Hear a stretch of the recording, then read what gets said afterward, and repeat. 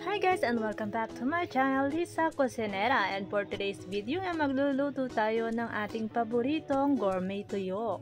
So napakaulan nga ang weather ngayon dito sa Hong Kong, so naisipan ko magprito ng tuyo. So dinamihan ko na nga yung pagpiprito ng tuyo kasi gagayahin natin yung nakita nating recipe na gourmet tuyo. Ayan, pipirituhin lang natin to at hahanguin.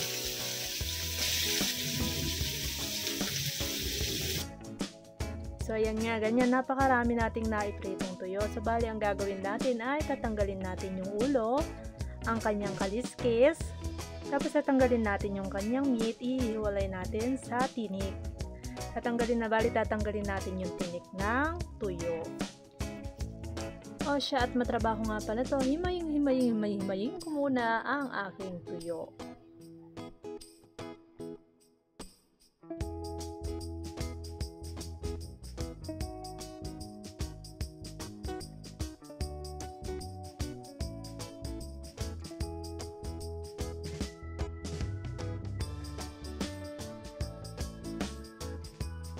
After na nga nating mahimay-himay, i-prepare na rin natin ang ating mga ingredients. Kaya meron tayong bawang, olive, laurel, dried chili. Optional lang kung gusto niyo ng dried chili. Pwede rin naman fresh na chili ang gamitin nyo. Naglalagay nga rin pala ako ng paprika at sugar tsaka paminta.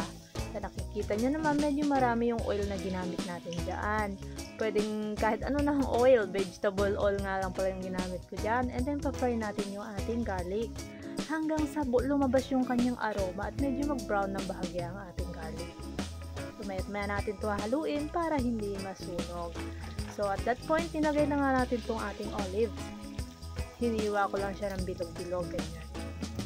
Pero actually, kahit di nyo nahiwa-hiwain yan kasi medyo magki-crinkle din naman yan after nating maluto. Nilagay ko na nga rin pala ang ating chili at ang ating bay leaves. At saka hinalo-halo. Ang purpose nito ay magiging malasa ang ating oil. Halo-haloin natin para hindi dumikit sa ating lutuan.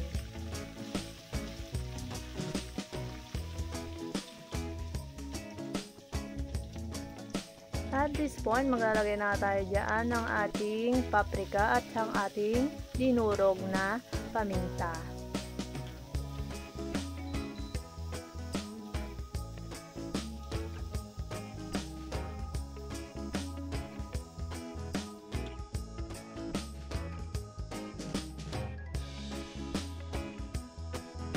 And then para sa pang-balance ng alat ng tuyo, maglalagay din tayo dyan ng 1 tablespoon na sugar. Ayan. Halu-haluin din natin ito para medyo malusaw siya.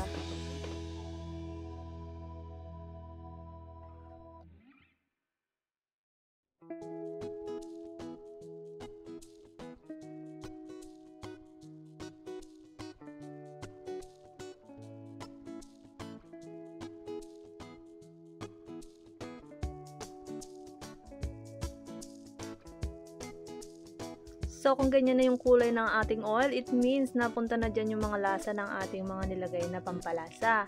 Ilalagay na rin natin ang ating tuyo at saka natin siya hahalu-haluin, ma-fry ng konti sa ating oil.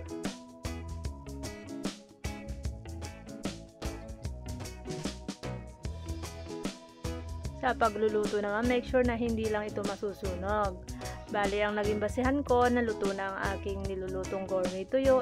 Kung nasipsip na ng ating tuyo yung mantika, bali kalahati na lang yung natirang mantika kanina.